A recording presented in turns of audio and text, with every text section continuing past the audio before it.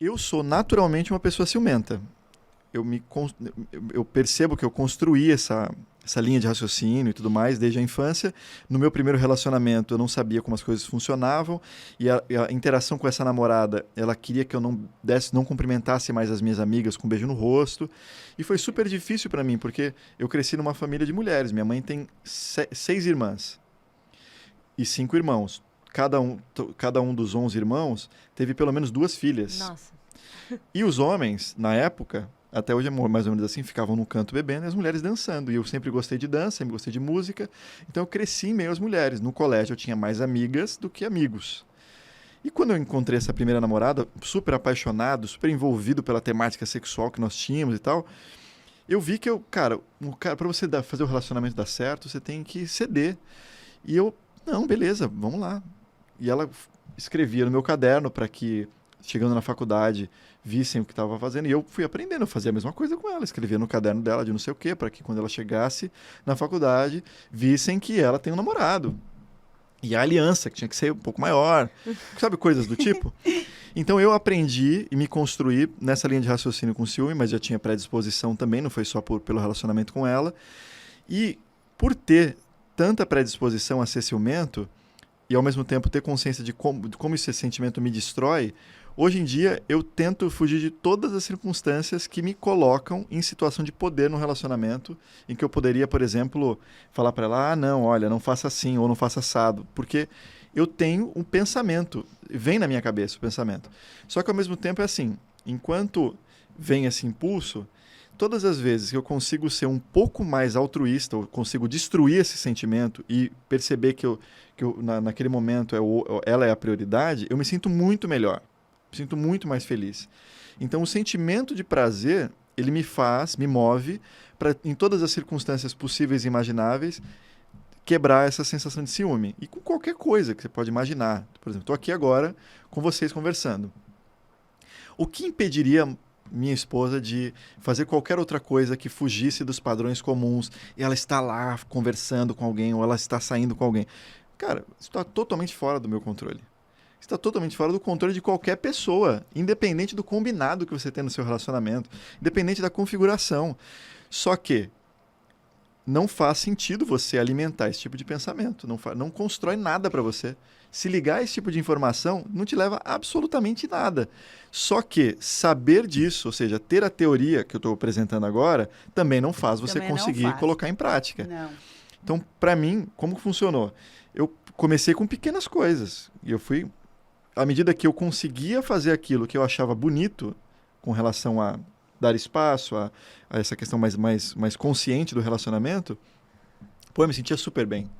Ficava feliz comigo. É E não muito tem legal nada a ver isso. com outra pessoa. Então, Sim. tu Ela nem começou a percebe, botar entendeu? doses É. de prazer na dor, né? Porque é interessante a gente entender que isso é bem a forma de curar um ciúmes ou de administrar um ciúmes, é que no cérebro a gente tem a ínsula, que é a região de dor e prazer, física e emocional. É a mesma região. Olha só. É a mesma, não está diferente, entendeu? É ali, é a região do sentimento. Por que você sofre? Por que você tem prazer e você tem dor? Como que você diferencia isso para o seu cérebro entender? Como?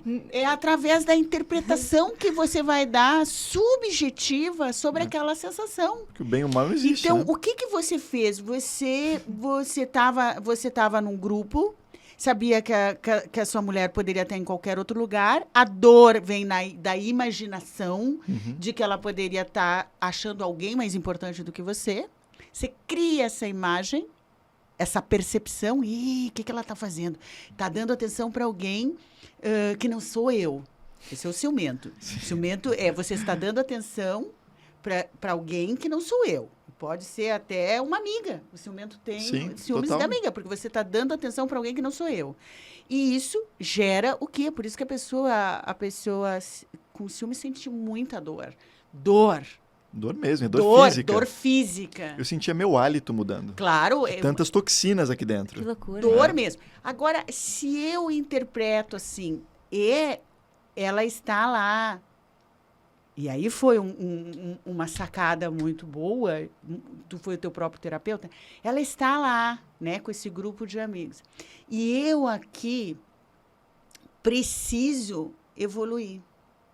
Eu entendo que isso é uma coisa minha de insegurança. E então eu quero poder chegar em casa, então eu tenho uma percepção antecipada, porque eu tenho consciência dos meus ciúmes. Eu quero chegar em casa e poder abraçá-la, perguntar para ela o que ela fez de bom. Sim. Então, eu penso aqui, ó, ainda não cheguei em casa.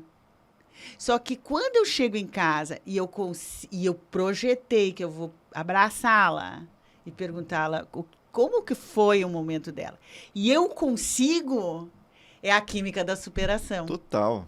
E aí eu me sinto valorizado, bem comigo mesmo. E eu vou precisar desse exercício constante, porque é a mesma área do cérebro. E eu já tenho lá um padrão. Não, e é você com então você é mesmo. Muito legal a pessoa, o exato. exemplo e a pessoa fazer que está nos vendo, ouvindo, esses testes, entendeu? Porque a gente pode ter autocontrole. Total. Antes as pessoas diziam assim, eu não tenho controle sobre o meu ciúme, isso é muito atrasado. Não, isso esquece. Eu sou assim. Eu sou assim, eu não tenho controle. Não, você tem controle se souber aplicar as técnicas certas, entender como funciona o teu cérebro e se trabalhar nisso. E essa prática ser constante. E você, inclusive, identificar a recompensa. De novo, vem a autopercepção, né? A autopercepção, eu valorizo muito quando eu aprendi alguma coisa nova. Eu desconstruí uma ideia, como eu falei para vocês um tempo atrás. Puxa, eu estava sendo egoísta aqui, não sou mais nessa situação. Nossa, me sinto super bem. Isso é uma injeção muito poderosa. Mas talvez, para a pessoa que nos escuta aqui, é outra coisa. Então ela tem que identificar qual é o gatilho para construir essa cena que você falou. É perfeita, é uma reprogramação emocional. Construir essa cena. E aí, quando ela aplica aquilo, cara, uma sensação de liberdade, assim, porque de fato, antes, a pessoa com ciúme, ela está sendo completamente dominada pelo sentimento. Ela é um fantoche.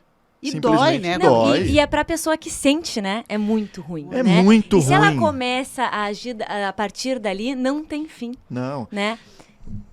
Posso falar? Pode, claro, pode, por favor. Tem um exemplo muito legal sobre isso que pode ser aplicável a outras percepções ligadas à emoção, que é o seguinte. Vamos imaginar uma colina, uma montanha, né?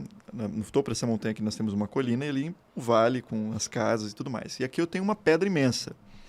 Então, a emoção, ela é essa pedra gigante que está ali parada, sustentada por uma fagulha, assim, por uma poeira ali em cima. Ela não vai cair. A pedra está ali. Essa emoção, essa pedra representa a emoção em potencial.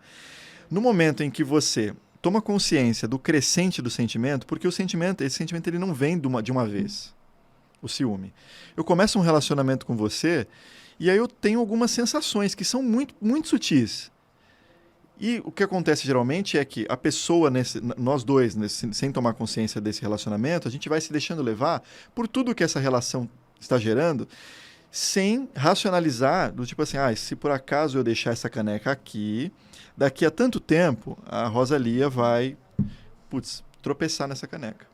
Não, deixa rolar, porque eu sou uma pessoa que gosta de sentir, eu sou uma pessoa intensa, eu quero sentir tudo. Então, geralmente, a pessoa deixa rolar. E aí o que vai acontecendo? À medida que as coisas vão acontecendo nesse relacionamento, ela vai alimentando esse ciúme ou esse sentimento destrutivo aos pouquinhos. E aí no momento em que ela se dá conta, porque uma hora essa bomba vai explodir, é essa pedra que, sustentada por aquela poeirinha, ela começa a rolar morro abaixo. Antes, essa pedra ela seria facilmente parada por essa poeira, porque ela não era uma emoção em potencial, não era uma emoção já lançada. Só que no momento em que ela começa a rolar morro abaixo, já não tem como segurar mais.